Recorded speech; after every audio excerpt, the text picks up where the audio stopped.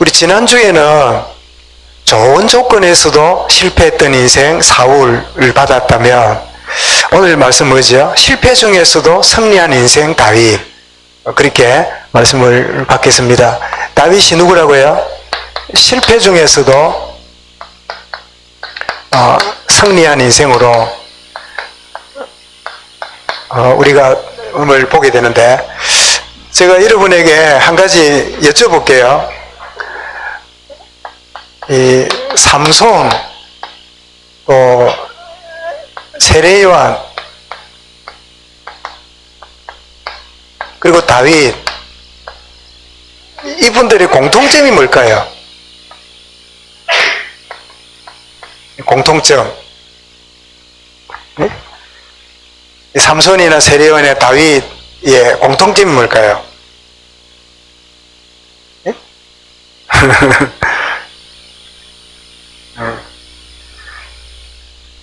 예, 뭐 갑자기 물으니까 이러면 막 갑자기 점심도 먹은데, 그죠? 정신도 좀 그렇고 한데 그렇죠.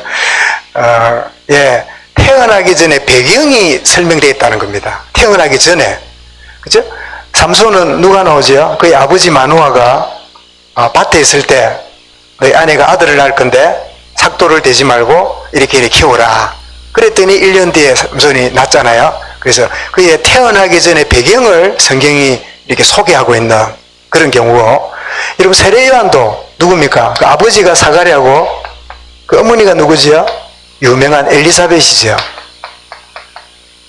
이 사이에서 이렇게 자식이 없었는데 하나님이 제사 예배를 드리고 있는 사가랴에게 너희 아내에게 아들이 있을 거다. 이래서 세례요한이 태어났다. 그 배경을 쭉 설명하잖아요.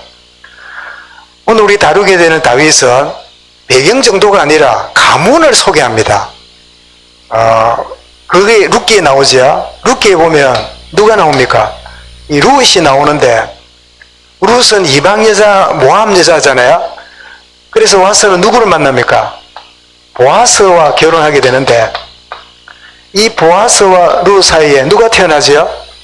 예, 오벳이 태어나고, 오벳이 누구를 낳습니까? 이새가 태어나고, 그리고 여기에 누가 났다고요? 예, 다윗이 태어나는. 배경을 설명을 해도 이렇게 큰 가문까지 소개되는 인물은 제가 알기로 없어요. 그런데 이 룻과 결혼했던 보아스는 기생 라합이 구원을 받아서 이스라엘 백성들에 들어가잖아요. 들어왔는데 누구와 결혼하죠? 예, 살몬이라고 하는 사람이,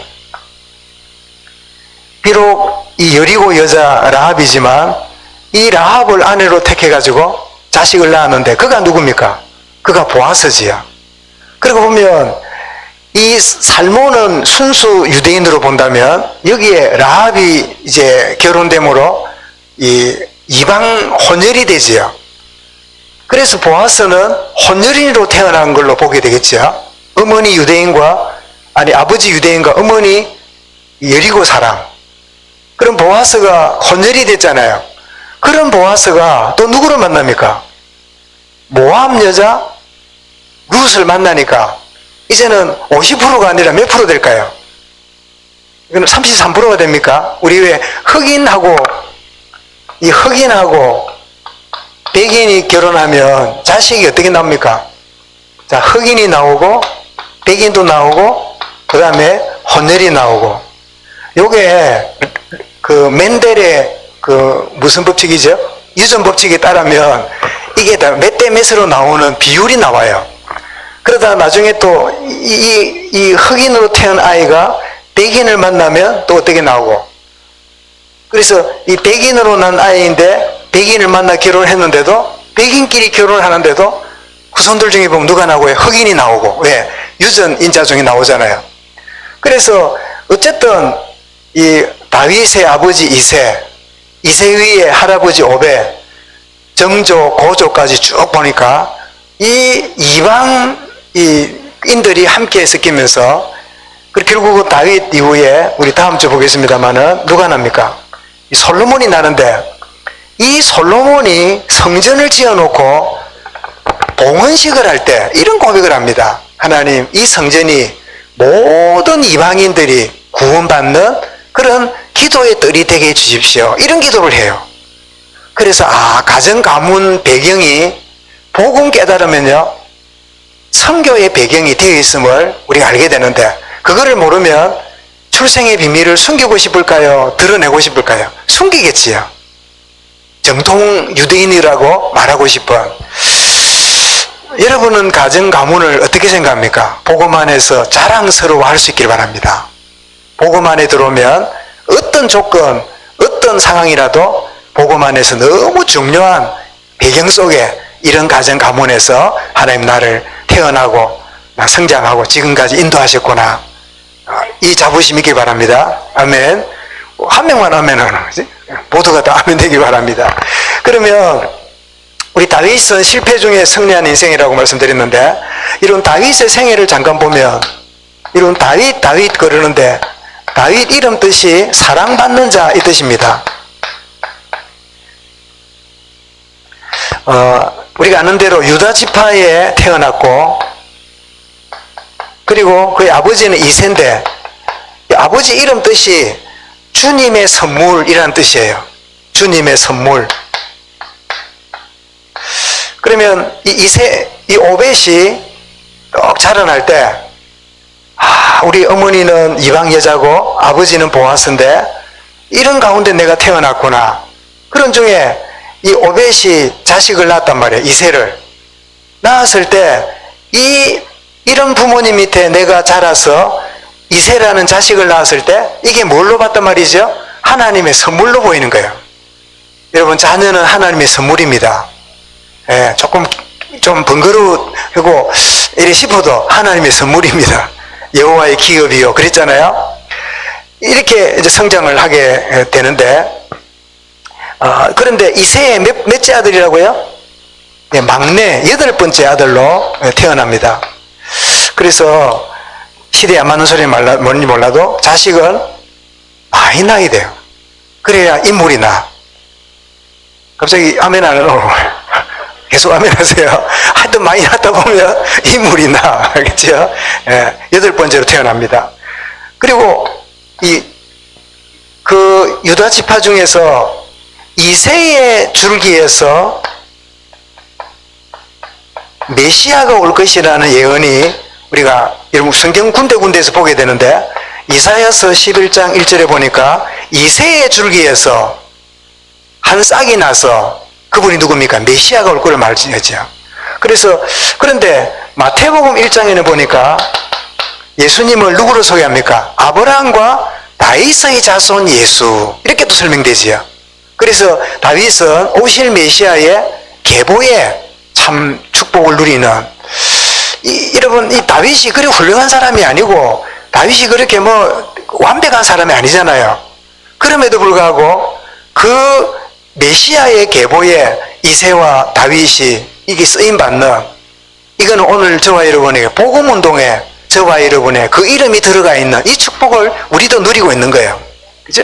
이 축복의 대열에 들어왔다. 이 엄청난 자부심이지요. 그런데 그 생애에 보니까 양을 지키는, 양치기 하는 목동입니다. 양치기 하는 목동으로 이렇게 아버지의 그 사무엘상 16장 11절에 보면, 그런데 양을 지키는데 우리가 잘 아는 시편 78편 70절 72절에 자기 양을 기르되 뭐라고요? 마음에 성실함으로, 그 다음에 뭐라고요? 손에 능숙함으로 공교함 길렀도다. 그러니까 내게 양치는 이 일이 번거로운 일이지만 마음을 다하고, 또 자기에게 주어진 능숙하게 악기도 다루고 물매도 던지고, 자기의 현장에 지금은 자기는 그냥 물매 던지고 악기 타고 이래 있는데 우리는 압니다. 그게 뭐죠? 미래의 응답을 미리 보고 있은 거예요. 응답에 어떤 일이 벌어질지 모르지만 지금 자기가 있는 현장에 누리고 있는 이것이 미래의 응답을 준비하고 있는 거예요. 오늘 이 시간이 여러분 미래의 응답이 준비되고 있는 시간임을 믿으시기 바랍니다. 그냥 있는 게 아니다. 응답을 하나님 미리 준비시키는 시간이다 하는 걸 알게 되죠. 자, 다윗이 이제는 활동을 시작하는데 어느 날 양을 치는데 갑자기 집에서 막 연락이 와요. 빨리 오너라, 빨리. 그래서 웬일인가 싶어 갔더니요, 집 앞에 보니까 요즘식으로 말하면 수행원들이 와 있고 보통 인물이 아닌 분이 자기 집에 온 거예요. 누가 왔지요? 대선지 사무엘이 자기 집에 와 있는 거예요. 와 있는데 하나님이 사울 왕이 막 그 악신 들고 하나님을 그 여가 불순종하니까 내가 다른 종을 세우겠다. 그러면서 이새의 집에 가서 기름 부어라. 그래서 사무엘이 뭐 다른 볼일 보러 간다고 왕한테 이제 핑계대고 그 이제 베들레헴 땅 이새의 집에 갔단 말이에요.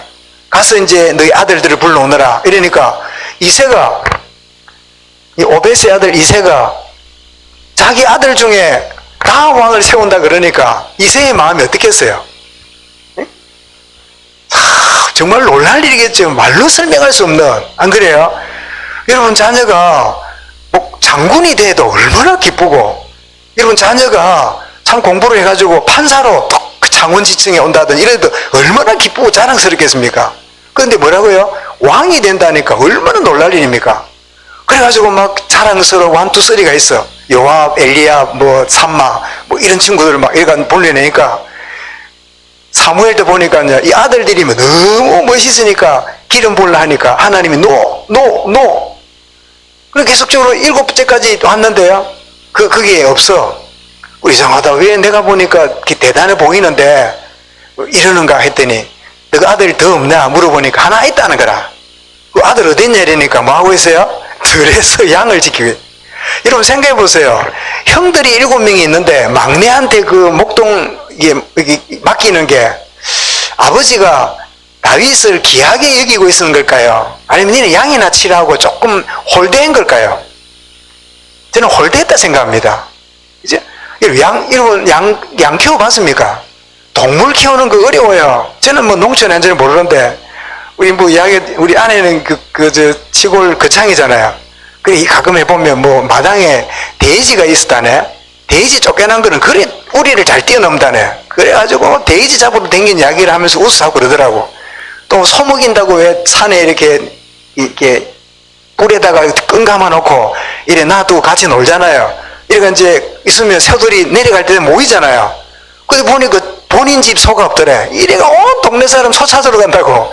그 동물 이야기를 가끔 해요. 그래서 비슷한 연대에 자란데도 참 동화 같은 이야기를 하는구나. 그러면서 웃고 그러는데, 어쨌든 이런 생각해 보세요. 촌에도 아들들이 몇 명 있으면 부모들이 어떤 애를 저 도시로 가서 공부시키러 보냅니까? 공부 좀 하겠다 싶은 애 보내지. 얘는 막 농사나 짓고 내 대를 이어서 보면 건강하고 힘이 있으면 그래 하고 이게 머리가 좋고 잘 돌아가면 내가 논을 팔아서라도 공부해라. 대부분 그게 우리 인지 상징이잖아요.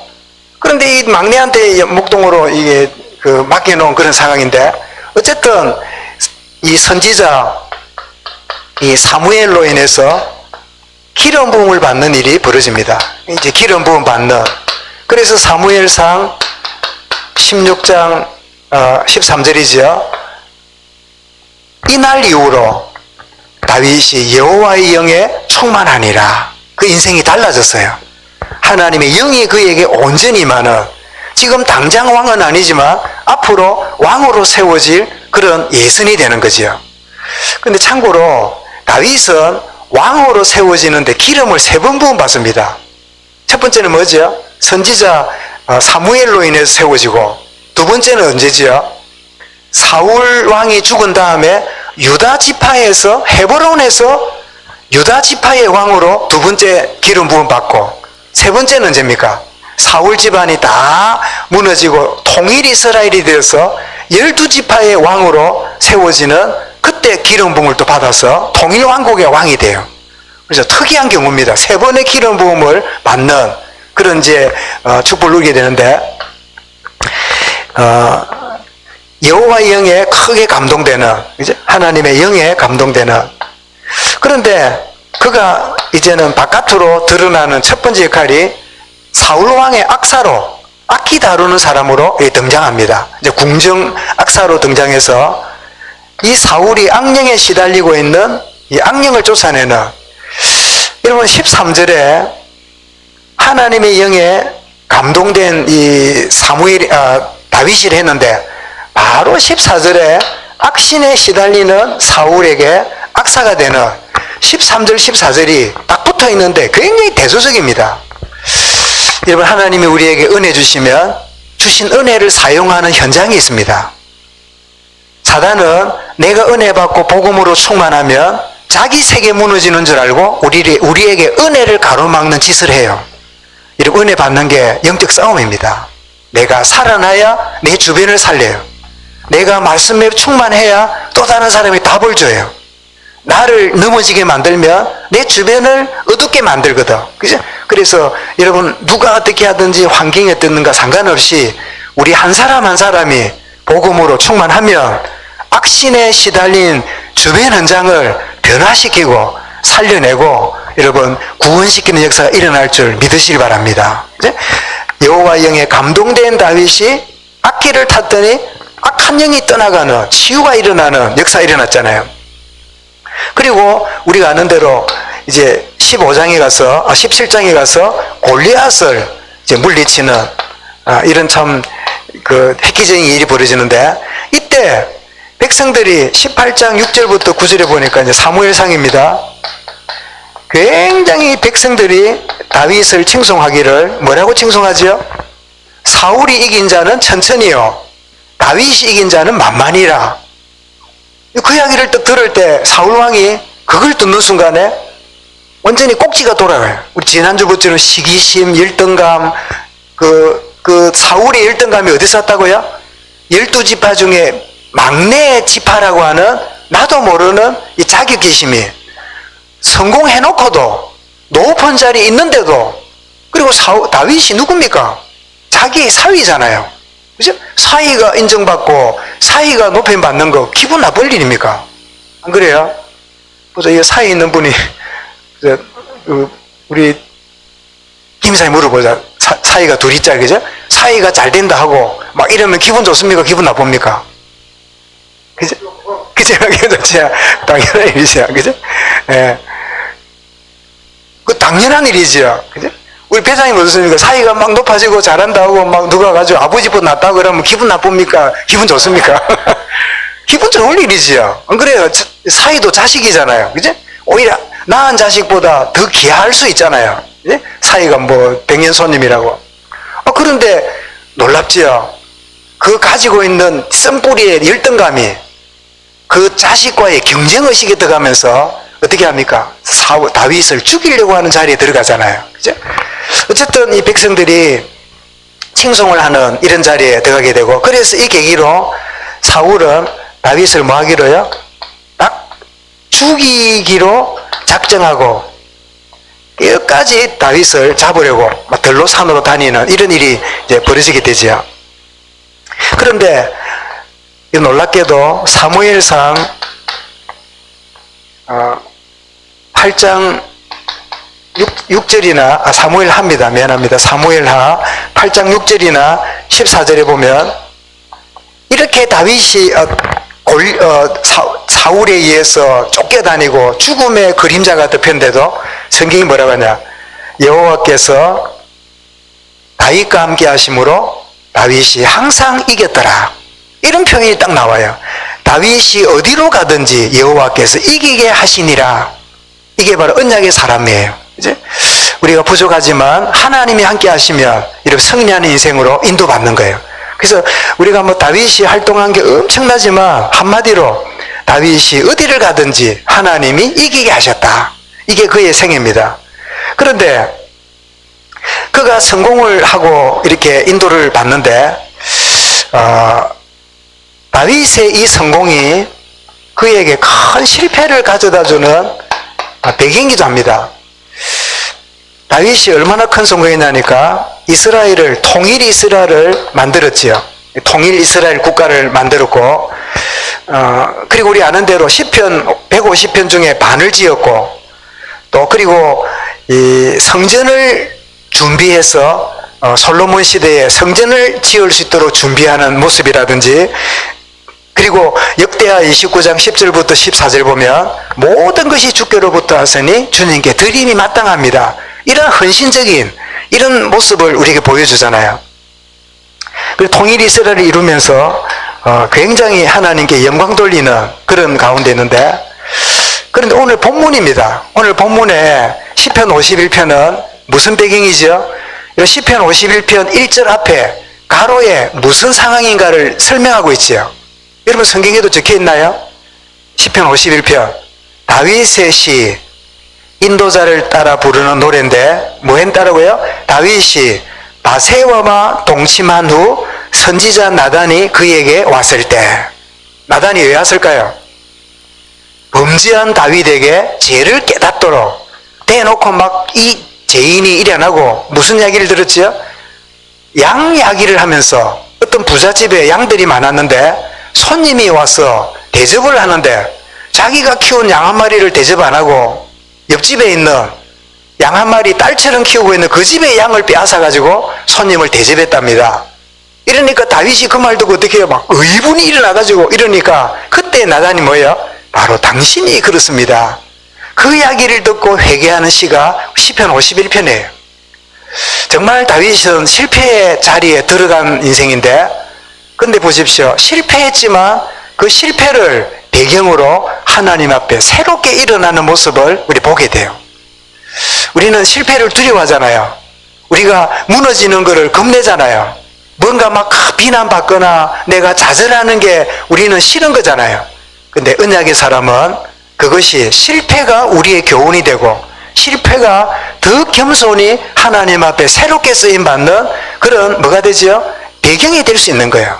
그래서 말씀 제목이 뭡니까? 실패 중에 승리한 인생 다윗이다 말씀을 드리는데, 이 바세바 사건으로 인해서 한마디로 무슨 범죄를 합니까?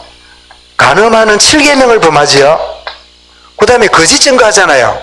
거짓 증거하는 계명을 또 여기죠. 그리고 살인 죽도록 만들잖아요. 이 거짓 증거하는, 적어도 서너 개의 계명을 어기는 큰 범죄를 저지릅니다. 이때 나단이 찾아와서 그 죄를 책망합니다. 당신이 바로 그 사람이다. 이럴 때 여러분, 지난주에 보았던 사울은 선지자 사무엘이 끝없이 당신은 순종하지 않고 있고 하나님을 거역하고 순종이 제사보다 낫다 이 이야기를 줄 때마다 사울이 진정으로 받아들인 적이 없어요. 늘 변명하고 핑계대고 또 뭐 좀 하더라도 감정 정도지 진정으로 돌아서지 않는, 그러다 결국은 제갈 길을 갔잖아요. 근데 다윗이 이 책망을 받을 때 오늘 본문에 나오는 대로 이 나단의 이 책망을 받고 큰 회개 정도가 아니라 깨달음의 기회로 그가 갖게 됩니다. 오늘 읽었던, 다 읽으면 좋겠지만은 특별히 여러분 5절을 안 읽었지요. 자기가 이렇게 딱 말합니다. 내가 어떻게 잉태되었다고요? 내가 제약 중에서 출생하였으며 어머니가 제중에서 나를 잉태하였나이다. 이거는 아버지하고 뭐 죄를 짓는 중에 자기를 낳았단 말이 그런 뜻입니다. 그런 뜻이 아닙니다. 모든 인간은 죄인이라는 거예요. 내가 비록 성공한 왕이지만 이런 허물과 죄악 가운데 빠지니까 주님, 나는 진정으로 죄인입니다. 죄를 지었기 때문에 죄인인 줄 알았는데 죄인이기 때문에 내가 죄를 짓는 그런 존재임을 아는, 진짜 창세기 3장 문제를 발견하는, 이제 하나님과의 관계가 멀어져 있는 이 사실을 알고 이제는 뭐라고 고백합니까? 오늘 10절부터 읽었지요. 이렇게 말합니다. 하나님이여, 내 속에 정한 마음을 창조하시고 내 안에 정직한 영을 새롭게 하소서.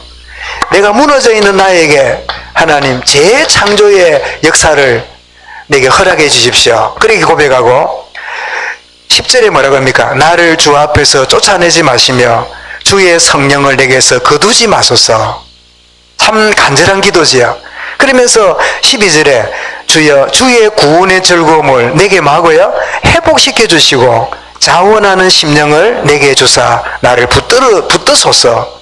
여기서 이 자원하는 심령이 내 마음에 넘쳐나도록. 그래서 내가 회개함으로 하나님 앞에 새 생명을 회복하고 자원하는 심령 되도록 이렇게 한 다음에 이 잘못이 이렇게 배경이 됨을 또 고백합니다. 13절 보십시오. 그리하면 내가 범죄자에게 주의 도를 가르치리니 죄인들이 죽게 돌아오리다. 다윗이 분명히 범죄하고 넘어지고 무너진 인생인데, 그래서 사람들은 니나 똑바로 믿어라, 너나 바로 살아라, 이럴 수 있겠지요. 그런데 다윗은 그 배경으로 덮거나 포장하지 않고 그런 나를 용서하시고 건지신 그 하나님의 은혜 죄인들 앞에 내가 증거하겠습니다, 이렇게 말하면서 14절에 하나님이여 나의 구원의 하나님이여 피 흘린 죄에서 나를 건지소서. 그러면서 이렇게 말합니다. 내 혀가 주의 의를 높이 노래하리다. 내가 죄악 중에 빠질 때 하나님의 의를 더 내가 누리게 되는, 용서하시는 그런 하나님을 누리며, 그 다음에 15절에 중요한 이야기를 합니다. 주여 내 입술을 열어주셔서 내 입이 주를 찬송하며 뭐라고요? 전파하리다. 참 죄악 가운데 있는 그런 나를 용서하시고 건지신 그 주님을 더 증거하는, 그래서 내 자랑, 내 의, 나의 공로, 나의 모든 것은 자랑할 게 없고 구속하신 여호와 하나님의 그 이름만을 전파하겠습니다, 이렇게 말함으로 사울과는 전혀 다른 인생이 되는. 그래서 다윗이 언제든지 그런 고백하지요.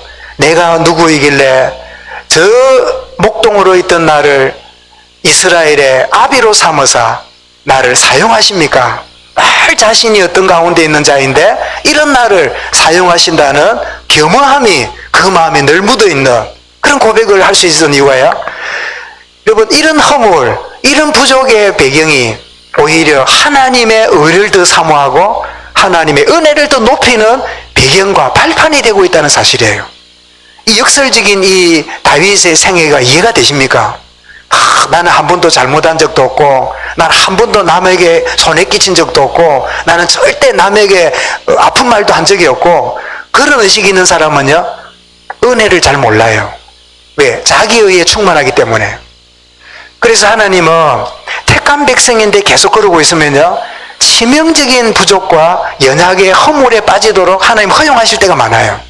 그렇게 함으로 두 가지가 옵니다. 하나는 내가 괜찮은 줄 알았더니 나는 형편없는 인생이구나, 죄악 중에 잉태된 죄인이었는데 내가 그걸 몰랐구나 알게 되고, 두 번째로 다른 사람의 잘못과 부족을 그때부터 공감하게 돼요. 그때부터 이해하게 돼요. 그러기 전에는 뭐예요? 늘 비난합니다. 뭐 저 인간이 저랬나, 저럴 수가 있나, 어떻게 그럴 수가 있나, 늘 그런 인생 사는데, 자기도 한 과정을 경험한 다음에는 어떻지요? 무너지고 아파하고 그런 자들을 진정으로 돌아볼 수 있고 공감할 수 있는 자로 하나님이 나를 준비시키는 게, 그게 뭐죠? 나의 실패를 통한 승리의 인생으로 만들어가는 계획이 있는 거죠. 그래서 이 나단의 이 회개 말씀을 깨닫고, 그리고는 어떻습니까? 내가 주의 이름을 내가 그 15절 말씀처럼 전파하리다. 오히려 자신의 실패가 하나님의 영광과 그 의를 드러내는 그런 자리에 내가 쓰임받기 원합니다. 그래서 사도행전에 보면 다윗에 대해서 이렇게 설명이 됩니다. 내가 이새의 아들 다윗을 보니 이는 내 마음에 합한 사람이라, 내 마음에 맞는 사람이라, 내가 그를 통하여 나의 뜻을 다 이루리라. 다윗이 완벽했기 때문에, 다윗이 위대하기 때문에 쓴 게 아닙니다. 이런 실패, 이런 아픔, 무너지는 중에도 더욱 하나님의 의와 은혜를 갈급해야 하는 그 다윗이 하나님 마음에 합한 자예요. 그것이 하나님 앞에 바로 서는 자예요.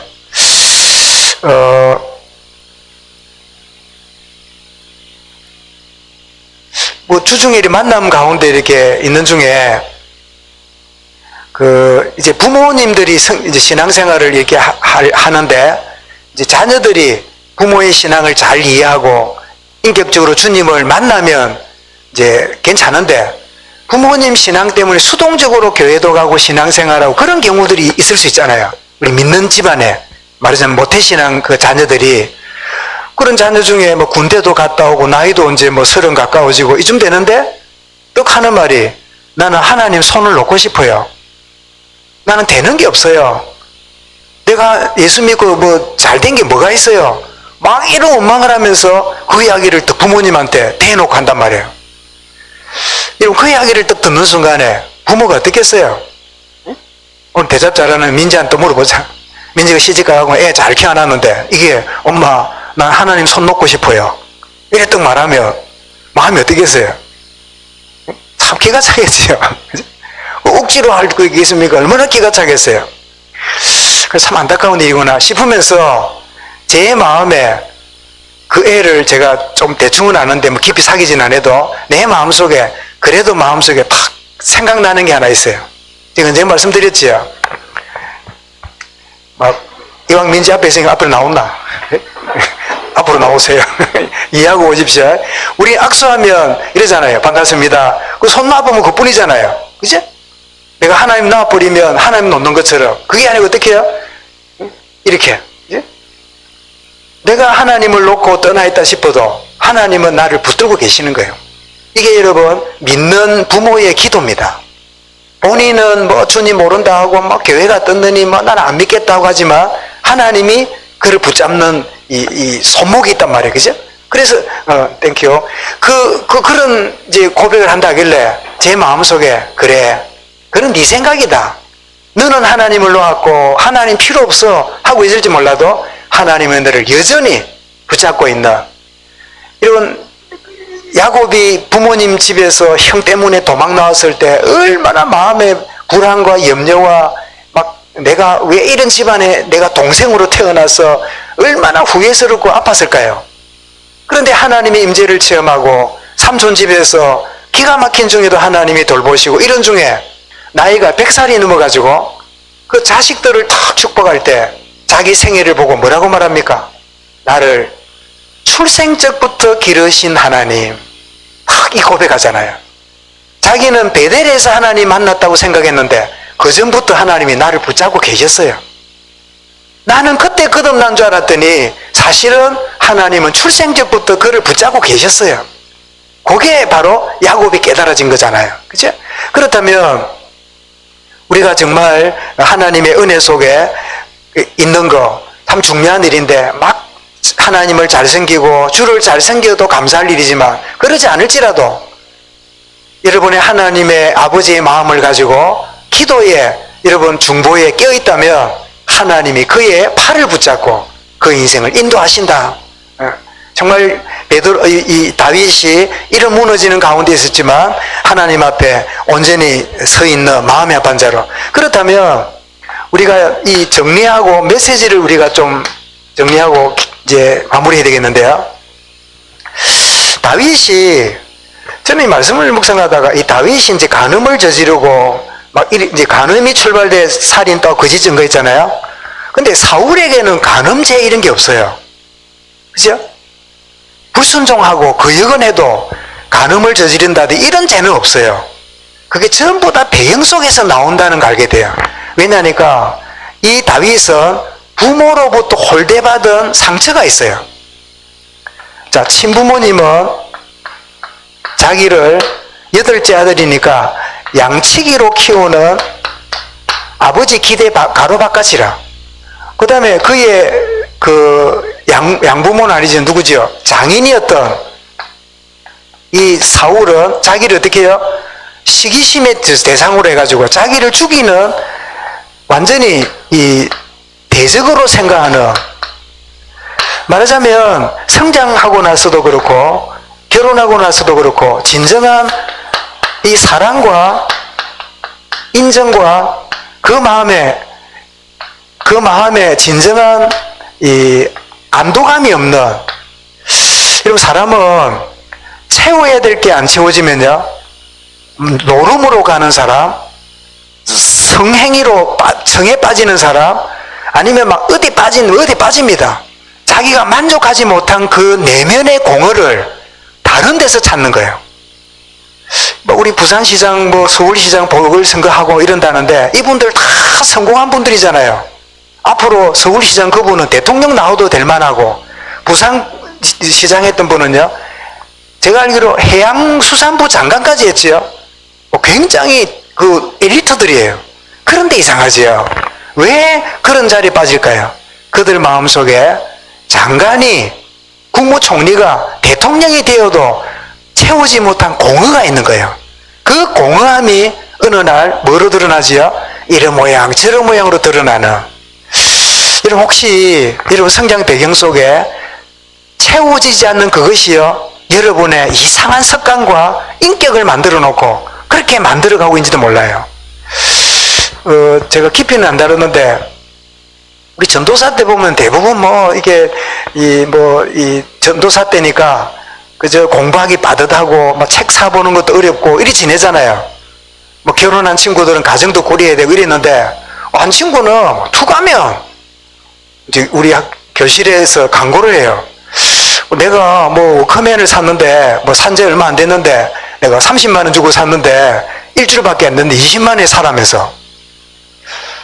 또 프린터를 샀는데 30만원에 샀는데 한 달밖에 안 됐는데 반값 15만원에 사라면서 늘 뭘 사가지고 바꾸고 그걸 또 쉽게 이러길래, 저는 처음에 무슨 재벌 집안인가 했더니 그것도 아니라 새로 나온 거, 신형 좋은 거, 더 좋은 거 있으면 이거 없애보고 사고, 이게 병이라.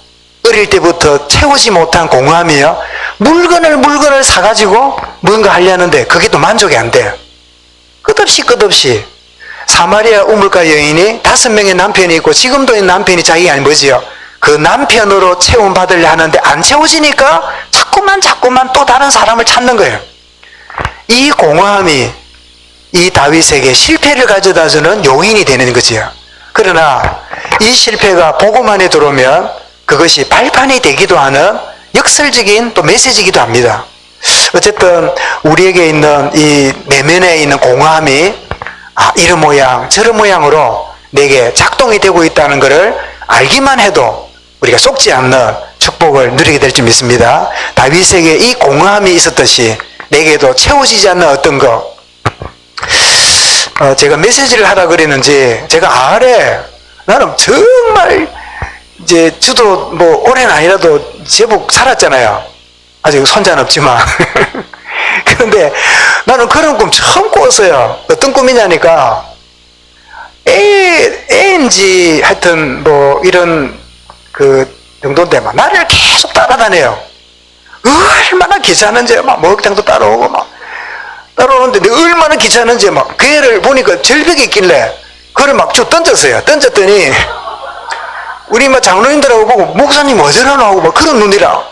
그런데 던지는데 이게 이제 사람으로 보이는데 이게 던져도 죽을 것 같지는 않아. 던졌더니 털고 또 일어나. 돌아서 또 따라와.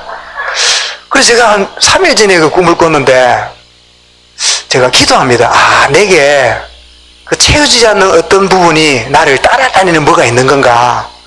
그런 각도로 이제 좀 점검하고 생각을 해봐요. 나는 싫다는데 이게 끝까지 따라다니게 끝까지 지금 생각해도 그냥 내 표정을 알겠지. 이런 징그러운 게 다 있는가. 눈 떠 보니까 꿈이라. 아이고 주여 감사합니다 말하는데 이럴 수 있겠구나. 내가 외면하지만 딱 와 있고 나를 따라다니는, 날 이렇게 붙어 다니는 어떤 것들이 있을 수 있겠구나. 다윗에게 여자가 없습니까? 군사가 없습니까? 미녀들이 없습니까? 왜 바세바 그 충성스러운 우리의 아내를 그렇게 범하는 자리에 들어갑니까? 이게 공허함에서 오는 그런 것이 그를 실패하게 만드는 요인이구나. 진정한 공허함은 어떤 것으로 채워지지 않습니다. 하나님으로 만족할 때 내 잔이 넘치나이다. 이 메시지를 붙잡아야 되고, 두 번째로 우리가 붙들어야 될 메시지가 있다면, 여러분 시므이가 이 사울 집안에 이 시므이가 너가 왕이 되냐, 사울의 왕이 되어야 되는데 하면서 시몬이라는 사람이 그 사울 왕의 부하였는데 다윗을 비난합니다. 비료먹을 자야 하면서 비난하고 이럴 때, 특별히 제일 비난받을 때 언제입니까? 압살롬이 반역을 해가지고 도망을 가잖아요. 다윗이.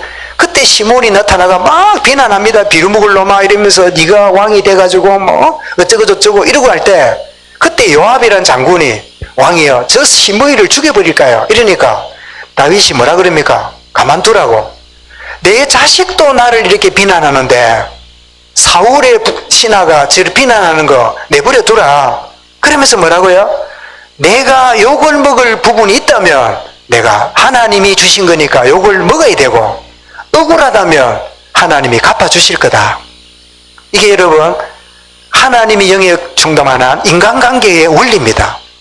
혹시 여러분 섭섭하고 답답하고 그런 맺힌 게 있다면 주님께 맡기시길 바랍니다. 이 시므이의 비난을 하나님이 주신 거라면 달게 받겠고 억울하다면 선호로 하나님 바꿔주실 거다. 여기에 대한 사람이 아니라 하나님을 신뢰하는 이 신뢰하는 다윗의 믿음의 모습을 보게 되고 또 한 가지는 여러분 사울의 아들이 이 사울 왕의 아들 중에 요나단이 있었지요. 요나단이 그 아버지 사울과는 달리 끝없이 다윗을 돌보고 그래서 다윗과 요나단이라는 이름이 있을 만큼 우정이 있었잖아요. 그런데 이제 사울 집안이 다 물러가고 다윗이 왕이 됐는데 다윗이 특별히 사울 집안이나 요나단의 그 자녀가 있는가 돌아봤더니 요 요나단 밑에 므비보셋이라는 아들이 하나 있는데 얼마나 급했대. 유모가 애를 들고 가다가요 들고 떨어가지고 양다리가 소아마비가 걸렸어요. 양다리가 장애자라. 그러니까 걷지도 못해요. 누가 이렇게 안고 가면 가지 두 다리를 못 쓰니까 그런 가운데 있었는데 이 므비보셋이 있다는 소리를 듣고 다윗이 그를 데려오라고. 데려오니까 므비보셋이 뭐라고 해요? 엎드리가 이럽니다. 죽은 개 같은 나를 이렇게 후대하십니까? 하는 그런 감격스러운 표현이 나와요. 그죠? 할아버지 사울에 죽이려는 대적이 되었던 다윗이 자기를 물리치고 없애도 될 일인데 그 아버지와의 우정 때문에요. 장애 가지고 있는 아무 다윗에게 도움도 안 되는 므비보셋을 받아주니까 므비보셋이 죽은 개 같은 나를 후대하십니까? 나는 그 말씀 읽으면서요 주님 앞에 나의 모습이라 싶어요. 주님이 그래 쓸 사람이 없어서 나 같은 거를 어디 주님이 사용할 일꾼이 없어서 나 같은 걸 주의 일꾼으로 삼아서 사용하시는가? 그 므비보셋의 고백이 주님 앞에 내가 고백할 그런 고백이 아닌가? 죽은 개 같은 나를 후대하십니까? 그러니까 다윗이 그 므비보셋을 어떻게 합니까? 염려하지 말아라. 그러면서 성경에 보니까 자기 아들 왕자들과 함께 식탁에 앉아서 그를 돌봤더라. 그게 표현이 사무엘 하에 나와요. 그게 성경 구절을 말씀드리면 열왕기하 9장 열왕기하 9장에 나오는 열왕기하가 그죠? 열왕기하 므비보셋을 돌보는 이제 모습이 나오는데 어쨌든 이 다윗이 그 시므이에 대한 부분이라든지 또 므비보셋이라든지 이런 가운데 참 관계를 보여주는 부분을 보게 되는데 그런데 이거를 우리가 그냥 요 2번 안에다가 요 다윗의 인간관계를 보면 3번은 이런 바세바를 다윗이 데려오잖아요. 데려왔는데 그 바세바와 사이에 아이가 태어났는데 결국 죽게 되지요. 기도했지만 하나님이 아이의 생명을 데려갑니다. 그런 이후에 다윗이 회개하고 하나님 앞에 중심을 담았을 때 하나님이 그 바세바와 다윗 사이에 아들을 주시는데 그 아들이 누굽니까?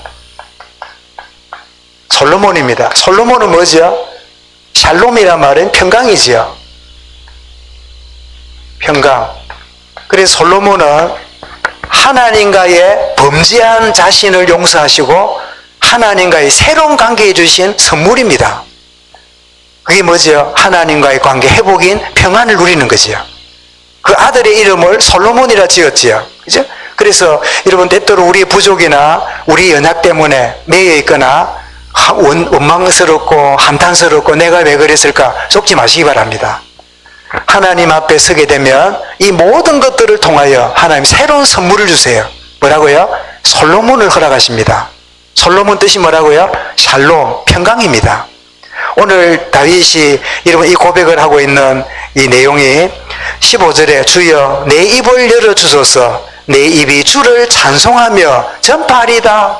하나님의 평강을 누리면서 그의 생애로 인도받는, 그래서 한마디로 실패했지만 이 실패를 바탕으로 더욱 하나님 앞에 생을 드리고 하나님 앞에 쓰임받은 인생이 다윗이었다 하는 것을 우리 마음에 담고, 좋은 조건에 있으면서도 실패했던 사울과 달리 실패했지만 승리했던 다윗의 생애처럼 참 그가 실패했던 이유가 공허 속에서 왔던 그런 결과고, 또 그럼에도 불구하고 하나님 앞에 보고만 해서 새롭게 그 생애가 쓰임받은 것처럼 우리 자신도 참 어떤 조건이든지 하나님 앞에 승리하는, 그러므로 여호와께서 다윗이 어디를 가든지 여호와께서 이기게 하시니라, 이런 축복의 은혜가 저와 여러분의 생애 가운데, 후대들 가운데 계속되어지기를 주 이름으로 축원합니다. 주님 감사합니다. 다윗은 실패한 인생이었지만 그 실패를 바탕으로 하나님의 이름을 찬양하며 경배하며 죄인 가운데 하나님 살아계심을 증거하는 증인으로 굳게 선 이 말씀을 우리에게 주신 것 감사합니다. 실패와 아픔과 우리의 지난날의 모든 기억들이 참된 복음안에 재해석이 되며 재구성이 되며 재창조가 되어져서 증인으로 살아가는, 실패 중에도 승리하는 인생으로 살아가는 우리 모든 하나님의 사람들, 우리 자녀들, 렘넌트들 되도록 역사하여 주옵소서. 예수 그리스도 이름으로 기도드리옵나이다. 아멘.